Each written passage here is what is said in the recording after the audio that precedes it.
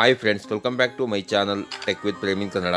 Friends, Karnataka ಸರ್ಕಾರದ ಗೃಹಲಕ್ಷ್ಮಿ ಯೋಜನೆಗೆ ಯಾರ್ಯಾರು ಅರ್ಜಿ ಹಾಕಿದ್ದೀರಿ ಅಂಥವರಿಗೆ ಮಹಿಳಾ ಮತ್ತು ಮಕ್ಕಳ ಕಲ್ಯಾಣ ಇಲಾಖೆಯಿಂದ ಗುಡ್ ನ್ಯೂಸನ್ನು ನೀಡಿದ್ದಾರೆ.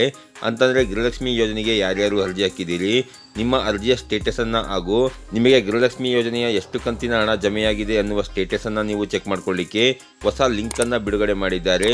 ನಾನು ಈ ವಿಡಿಯೋದಲ್ಲಿ ನಿಮಗೆ ಆ ಲಿಂಕ್ನ ಮುಖಾಂತರ ನಿಮ್ಮ ಅರ್ಜಿಯ ಸ್ಟೇಟಸನ್ನು ನೀವು ಯಾವ ರೀತಿ ಚೆಕ್ ಮಾಡ್ಕೊಬೇಕು ಅನ್ನುವ ಸಂಪೂರ್ಣವಾದ ಮಾಹಿತಿಯನ್ನು ನಾನು ಈ ವಿಡಿಯೋದಲ್ಲಿ ನಿಮಗೆ ತಿಳಿಸ್ಕೊಡ್ತೇನೆ.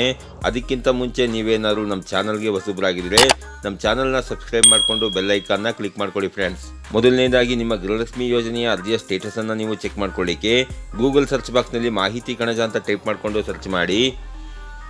ಇಲ್ಲಿ ನಿಮಗೆ ಈ ರೀತಿ ಪೇಜ್ ಓಪನ್ ಆಗುತ್ತೆ. ಇಲ್ಲಿ ಮಾಹಿತಿ ಕಣಜ ಅಂತ ಇದೆಯಲ್ಲ, ಅದ್ರ ಮೇಲೆ ಕ್ಲಿಕ್ ಮಾಡ್ಕೊಳ್ಳಿ. ಇಲ್ಲಿ ನಿಮಗೆ ಈ ರೀತಿ ಪೇಜ್ ಓಪನ್ ಆಗುತ್ತೆ.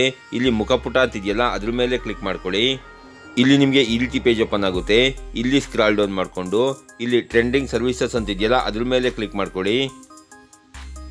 ಇಲ್ಲಿ ನಿಮಗೆ ಈ ರೀತಿ ಪೇಜ್ ಓಪನ್ ಆಗುತ್ತೆ. ಇಲ್ಲಿ ಸ್ಕ್ರಾಲ್ ಡೌನ್ ಮಾಡಿಕೊಂಡ್ರೆ ಇಲ್ಲಿ ನೀವು ನೋಡ್ತಾ ಇರ್ಬೋದು ಗೃಹಲಕ್ಷ್ಮಿ ಅಪ್ಲಿಕೇಶನ್ ಸ್ಥಿತಿ ಅಂತ ಅಂದ್ಕೊಂಡು ಇದ್ರ ಮೇಲೆ ಕ್ಲಿಕ್ ಮಾಡ್ಕೊಳ್ಳಿ.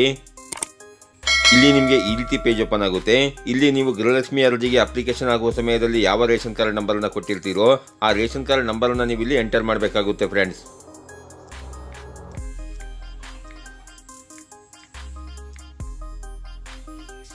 ಆನಂತರ ನೀವು ಇಲ್ಲಿ ಸಬ್ಮಿಟ್ ಮೇಲೆ ಕ್ಲಿಕ್ ಮಾಡ್ಕೊಳ್ಳಿ.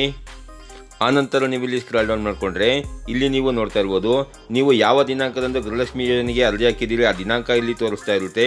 ನಿಮ್ಮ ಅಪ್ಲಿಕೇಶನ್ ಅಪ್ರೂವಲ್ ಆಗಿದ್ರೆ ಅಪ್ರೂವಲ್ ಅಂತ ತೋರಿಸ್ತಾ ಇರುತ್ತೆ, ಅಥವಾ ರಿಜೆಕ್ಟ್ ಆಗಿದ್ರೆ ರಿಜೆಕ್ಟ್ ಅಂತ ತೋರಿಸ್ತಾ ಇರುತ್ತೆ.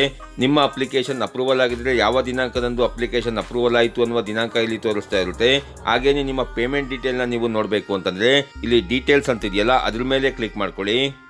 ಆನಂತರ ನೀವು ಇಲ್ಲಿ ನೋಡ್ತಾ ಇರ್ಬೋದು ನಿಮಗೆ ಎಷ್ಟು ಕಂತಿನ ಗೃಹಲಕ್ಷ್ಮಿ ಯೋಜನೆಯ ಹಣ ಜಮೆಯಾಗಿದೆ, ಯಾವ ದಿನಾಂಕದಂದು ಜಮೆಯಾಗಿದೆ ಎನ್ನುವ ಮಾಹಿತಿ ನಿಮಗೆ ಇಲ್ಲಿ ತೋರಿಸ್ತಾ ಇರುತ್ತೆ. ಫ್ರೆಂಡ್ಸ್, ಆಲ್ಮೋಸ್ಟ್ ಎಲ್ಲ ಜನರಿಗೂ 3ನೇ ಕಂತಿನ ಹಣ ಜಮೆಯಾಗಿರುತ್ತೆ. ಹಾಗೇನೆ 4ನೇ ಕಂತಿನ ಹಣ 75% ಜನರಿಗೆ ಇನ್ನೂ ಜಮೆಯಾಗಿರೋದಿಲ್ಲ. ಫ್ರೆಂಡ್ಸ್, ಯಾರ್ಯಾರು ಗೃಹಲಕ್ಷ್ಮಿ ಯೋಜನೆಗೆ ಅರ್ಜಿ ಹಾಕಿದ್ದೀರಿ ಅಂಥವರು ಈ ರೀತಿಯಾಗಿ ನಿಮ್ಮ ಅಪ್ಲಿಕೇಶನ್ ಸ್ಟೇಟಸ್ ಅನ್ನು ನೀವು ಚೆಕ್ ಮಾಡ್ಕೊಳ್ಳಿ. ಫ್ರೆಂಡ್ಸ್, ಈ ರೀತಿಯ ಒಂದು ಮಾಹಿತಿ ಇತ್ತು. ಈ ಮಾಹಿತಿನ ನಾನು ನಿಮಗೆ ತಿಳಿಸ್ಕೊಟ್ಟಿದ್ದೀನಿ. ಈ ಮಾಹಿತಿ ನಿಮಗೆ ಇಷ್ಟ ಆಗಿದ್ರೆ ವಿಡಿಯೋಗೆ ಒಂದು ಲೈಕ್ ಮಾಡಿ, ಕಮೆಂಟ್ ಮಾಡಿ, ಶೇರ್ ಮಾಡಿ. ಹಾಗೆಯೇ ನನ್ನ ಚಾನಲ್ಗೆ ಹೊಸಬರಾಗಿದ್ದರೆ ನನ್ನ ಚಾನಲ್ನ ಸಬ್ಸ್ಕ್ರೈಬ್ ಮಾಡಿಕೊಂಡು ಬೆಲ್ ಐಕಾನ್ನ ಕ್ಲಿಕ್ ಮಾಡ್ಕೊಳ್ಳಿ. ಫ್ರೆಂಡ್ಸ್, ನಾನು ಹಾಕೋ ಮುಂದಿನ ವಿಡಿಯೋದ ನೋಟಿಫಿಕೇಶನ್ ನಿಮಗೆ ಆ ತಕ್ಷಣ ಬಂದು ಸಿಗುತ್ತೆ. ಫ್ರೆಂಡ್ಸ್.